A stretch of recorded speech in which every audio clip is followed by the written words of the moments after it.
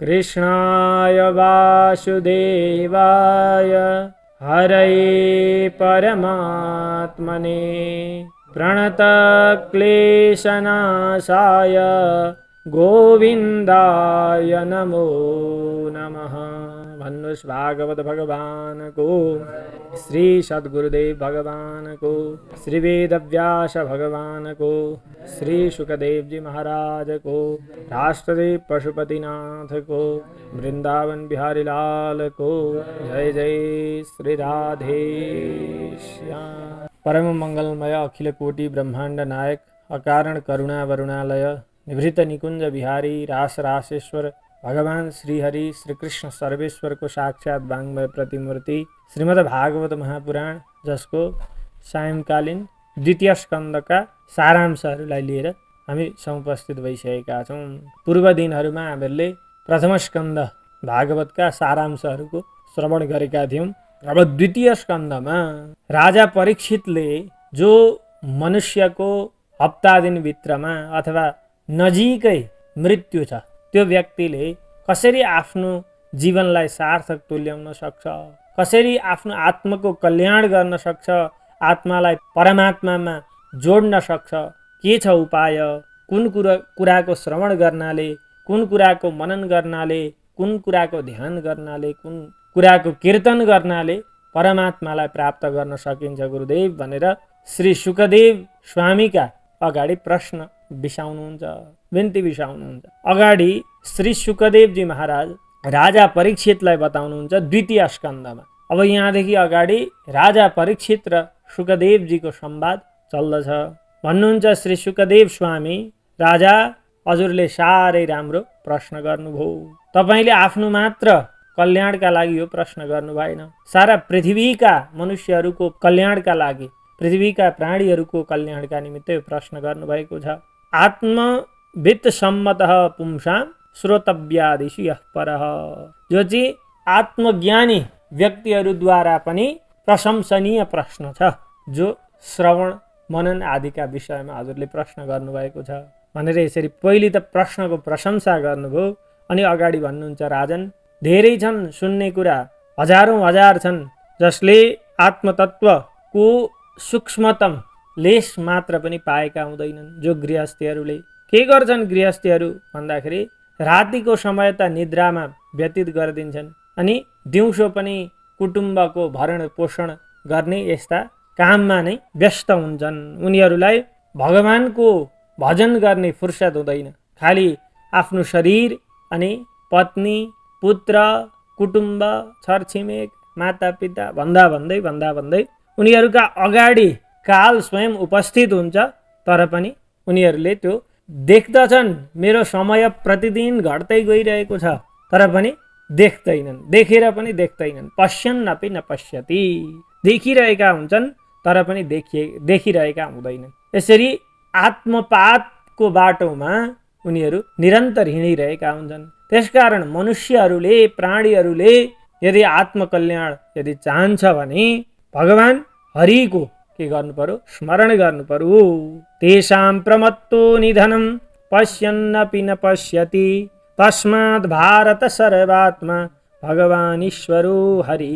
ती आफ्नो आत्मपात देखेर पनि नदेखे जस्तो भएका प्राणीहरूले भगवान हरिको, सबै प्राणीहरूका आत्मस्वरूप हुनुभएका अन्तर्यामी नारायणको स्मरण गर्नु पर्यो, भजन गर्नु पर्यो, उहाँकै कथाहरूको स्मरण गर्नु पर्यो, श्रवण गर्नु पर्यो। यदि इच्छता अभयम, अभयम इच्छता, अभयम भनेको अपवर्गम मोक्षम इच्छता, मोक्षलाई यदि चाहन्छ भने। अब यहाँ सुखदेव स्वामी भन्दै हुनुहुन्छ, हजुरले चाहिँ कसरी श्रवण गर्नुभयो त भगवानका यी कथाहरू भन्दाखेरि, म निर्गुण ब्रह्मको उपासक भएको सुखदेव पनि सगुण साकार भगवान श्रीकृष्णका ती रूप माधुरी, सौन्दर्य माधुरी, स्वरूप माधुरीबाट के भए, आकर्षित भए र आफ्ना पिता वेदव्यास कृष्ण द्वैपायनबाट भागवतको कथा सुने। मैले पनि जुन कुरो मैले मेरा पिताजीबाट सुनेको छु परीक्षित, त्यही कुरा आज म तिमीलाई बताउने छु, किनकि तिमी भगवानका अनन्य भक्त छौ। भगवानका भक्तहरूको कहिल्यै पनि दुर्गति हुँदैन। तिमीलाई डर लाग्दैछ होला, 7 दिन मात्रै छ, जीवनभर मैले केही राम्रा कामहरू गरेको छैन, भगवानमा कहिल्यै पनि मन लगाएको छुइनँ भनेर डर लाग्दै होला। नडराऊ, एक मुहुर्त नै काफी छ आत्मकल्याणका लागि। खट्वाङ्ग नाम गरेका राजाले केवल एक मुहुर्तमा आफ्नो आत्मको कल्याण गर्नुभएको थियो, भगवानलाई प्राप्त गर्नुभएको थियो। तिमीसँग त 7 दिन छ परीक्षित, 7 दिनमा त धेरै थोक हुन्छ। 7 दिन निरन्तरसँग तिमीले भगवानको उपासना गर। जो व्यक्तिको अन्तकाल आएको छ, मृत्यु नजिकै छ, त्यस्ता व्यक्तिहरूले वैराग्य रूप अस्त्रद्वारा सम्पूर्ण प्रकारका आसक्तिहरूलाई त्याग्नु पर्दछ अनि घरदेखि बाहिर निक्लिनु पर्दछ। धैर्यवान भएर कुनै एउटा तीर्थको आश्रय ग्रहण गर्नु पर्दछ। तीर्थमा गएर शुचि भएर पवित्र भएर आसनमा बसेर भगवानको महान मन्त्र ओमाक्षर प्रणवाक्षरको जप गर्नु पर्दछ। त्रिविधाक्षरम अ उ म यी अक्षरहरूले युक्त भएको ओम प्रणवको जप गर्दै गर्दै भगवानमा मन लगाउनु पर्दछ। क्रमशः यम नियम आसन प्राणायाम प्रत्याहार धारणा ध्यान समाधिद्वारा आफ्नो आत्मको कल्याण गर्न सकिन्छ भनेर यसरी अष्टाङ्ग योगको संक्षेपमा वर्णन गरेर सुनाउनुभयो राजा परीक्षितलाई सुखदेवजी महाराजले। अन्तिममा धारणा के हो, धारणा कसरी गर्ने, केमा गर्ने, यस्ता खालका प्रश्नहरू राजा परीक्षितबाट सुखदेवजी महाराजले सुन्नुभयो। तब भगवानका स्थूल विग्रहको वर्णन गर्न लाग्नुभयो, विराट स्वरूपको वर्णन गर्न लाग्नुभयो। भन्नुहुन्छ पातालमी तस्य हि पादमूलं पठन्ति पार्ष्णी प्रपदे रसातलं महातलं विश्वसृजोऽथ गुल्फौ तलातलं वै पुरुषस्य जङ्गे। भगवान विराट पुरुषका पैताला नै के हुन्? पाताल। पैतालामा पातालको कल्पना गर्नु पर्दछ। अथवा बाहिरबाट पनि भित्रबाट पनि भगवानलाई नै सर्वव्यापक देख्नु पर्यो परीक्षित भनेर सम्झाउँदै हुनुहुन्छ। यो ब्रह्माण्डमा भगवानको स्थूल आकृतिलाई देख्नु पर्यो, भगवानको पैतालो नै पाताल हो भनेर जान्नु पर्यो। अनि गोलीगाँठालाई रसातल जान्नु पर्यो। अनि यसरी भगवानका प्रत्येक अङ्ग अङ्गलाई विभिन्न लोकहरूको कल्पना गर्नु पर्दछ। 2 घुँडाहरूलाई सुतल जान्नु पर्यो, त्यस्तै गरेर पिँडुलाहरूलाई वितल अतल जान्नु पर्यो। अनि जङ्घालाई महितल पृथ्वीतल जान्नु पर्यो, नाभिलाई नभस्थल जान्नु पर्यो, त्यस्तै छातीलाई सत्यलोक जान्नु पर्यो, अनि घाँटीलाई महलोक जान्नु पर्यो, त्यस्तै तपलोक भनेको शिर भागलाई जान्नु पर्यो। यसरी सहस्र शिर हुनुभएका भगवानका सारा शरीरमा नै यस विश्व ब्रह्माण्डलाई देख्नु पर्यो राजा परीक्षित भनेर सम्झाउनुहुन्छ। भगवानका 2 आँखाहरू सूर्य र चन्द्रमा अनि भगवानका परेलाहरू झिम्किँदा नै के हुन्छ भन्दा रात र दिन हुन्छ। यसरी जान्नु पर्यो। भगवानको श्वास प्रश्वास नै वेद रूपमा जान्नु पर्यो। भगवानका मुखारविन्दबाट ब्राह्मणहरू उत्पत्ति भएका, त्यस्तै बाहुबाट क्षत्रियहरू अनि जङ्घाबाट वैश्यहरू र पाउबाट शूद्रहरू उत्पत्ति भएको जान्नु पर्यो। यसरी भगवानको स्थूल स्वरूपमा नै सारा विश्व ब्रह्माण्डको ज्ञान हुनु पर्यो। अनि सबैतिर भगवतमय देखिसकेपछि, भगवानमय देखिसकेपछि जताततै भगवानमय देखेर आफ्नो आत्मकल्याण गर्न सकिन्छ। यसरी भगवानलाई भज्ने, भगवानको स्थूल स्वरूपमा मन लगाउने एउटा प्रक्रिया छ। यसो गर्यो भने ती सत्य स्वरूप हुनुभएका आनन्दका निधि भगवानमा आफूलाई पुर्याउन सकिन्छ। यदि त्यो मार्ग अपनाउन सकिएन भने न अन्यत्र सज्जेत यता आत्मपात, अरूतिर आसक्ति गर्नु हुँदैन, सङ्ग गर्नु हुँदैन, जसबाट फेरि पुनरपि मरणम पुनरपि जननमको प्रक्रियालाई प्राप्त गर्न सकिन्छ भनेर यहाँ स्थूल स्वरूपको वर्णन गरेर सुनाउनुभयो। भन्नुहुन्छ सुखदेवजी महाराज, हे राजन परीक्षित, यही स्थूल र सूक्ष्म मार्गबाट नै ब्रह्माजीले सृष्टिको आदिमा भगवानलाई प्राप्त गर्नुभएको थियो। भगवानबाट सृष्टिको शक्ति प्राप्त गर्नुभएको थियो अनि सृष्टिलाई यथारूप अगाडि बढाउनु भएको थियो, सृष्टि प्रक्रियालाई। अब वेदमा धेरै प्रकारका कुराहरू छन्। स्वर्ग आदि लोकको वर्णन गरिएको छ। ती स्वर्गमा जति पनि उपभोग्य वस्तुहरू छन्, जति पनि ऐश्वर्य सम्पदालाई प्राप्त गर्न सकिन्छ, ती पनि क्षणिक मात्र हुन्। क्षीणे पुण्य मर्त्यलोकम विशन्ति। जब पुण्यको क्षय हुन्छ फेरि पृथ्वीमा प्राप्त गर्नुपर्छ। त्यसकारण वेद आदिमा वर्णित स्वर्ग आदि ती उपभोग्य वस्तुहरूमा पनि मनलाई लानु हुँदैन। त्यहाँ लगे पनि आत्मको कल्याण परमार्थ प्राप्ति पनि हुँदैन। सौख्य सुखको उपभोग त गर्न सकिएला, तर यथार्थ रूपमा भगवानलाई प्राप्त गर्न सकिँदैन। त्यसकारण धेरै सांसारिक वस्तुमा हाम्रा इन्द्रियहरूलाई लानु हुँदैन, किनकि भगवान स्वयंले बनाइदिएको यो संसार, भगवान स्वयंले सिर्जना गरिदिनु भएको यो शरीर जसो तसो एउटा शरीर पाल्नका लागि कुनै ठुलो कुरो छैन। सत्याङ छितो किम कसिबो प्रयासै बाहो ससिद्धे ह्युपबर्हणै किम। पृथ्वी तल हुँदाहुँदै किन शय्याको आवश्यकता, अनि आफ्नो बाहु हात बाहु हुँदाहुँदै किन सिराने आदि तकिया आदिको खोजी गर्ने, हात छँदैछन् खानका लागि किन राम्रा राम्रा भाँडाकुँडाको सङ्ग्रह गर्ने, अनि लुगा राम्रा राम्रा लाउनुको के आवश्यकता। जो भगवानले वृक्षहरूमा बोक्रा आदिको सृजना गरिदिनु भएको छ, बोक्रा आदि बनाइदिनु भएको छ। त्यसकारण एक आङ ढाक्नका लागि बाटा बाटामा लुगाहरू जति पनि पाउन सक्छौँ। घर बनाइराख्नु किन पर्यो, भगवान स्वयंले गुफा आदिको निर्माण गरिदिनु भएको छ। जल आदि पिउनका लागि खोला नदी तलाउ आदिको निर्माण गरिदिनु भएको छ। त्यसकारण धनले मद, धनरूप मदले अन्ध भएका ती धनिकहरूलाई भज्नु कुनै यथार्थ छैन। केवल भगवानलाई भज्नुको मात्र अर्थ छ। परमार्थ भनेको भगवानलाई भज्नुमा छ, न कि संसारलाई भज्नुमा।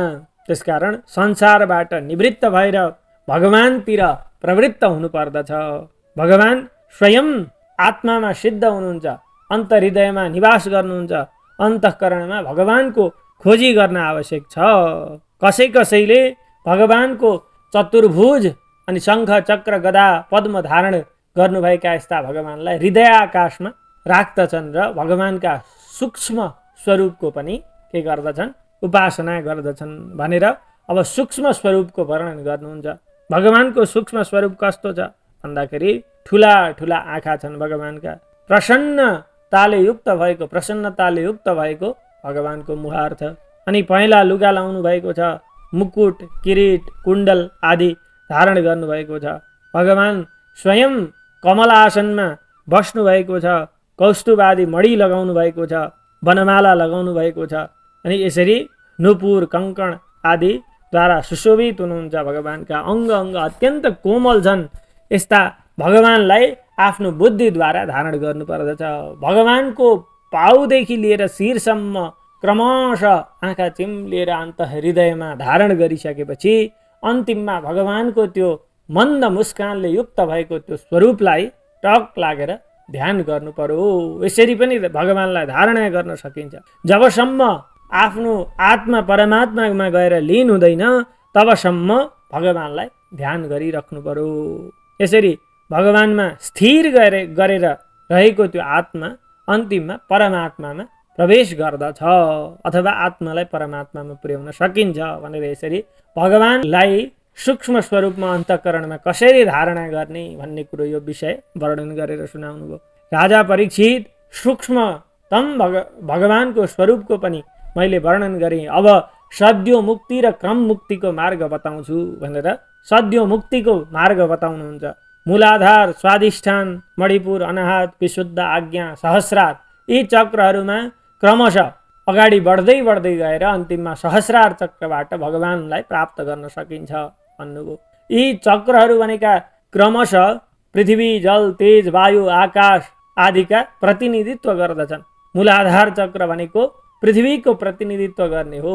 त्यो पृथ्वी तत्त्वलाई जल तत्त्वमा के गर्नु पर्यो, लीन गराउनु पर्यो। पृथ्वीलाई जल, जललाई तेज, तेजलाई पृथ्वी जल तेज, वायु, वायुलाई आकाश, आकाश तत्त्व हुँदै हुँदै अहङ्कार, अहङ्कारलाई महतत्त्वमा, महतत्त्वलाई प्रकृतिमा र प्रकृतिलाई अन्तिममा लगेर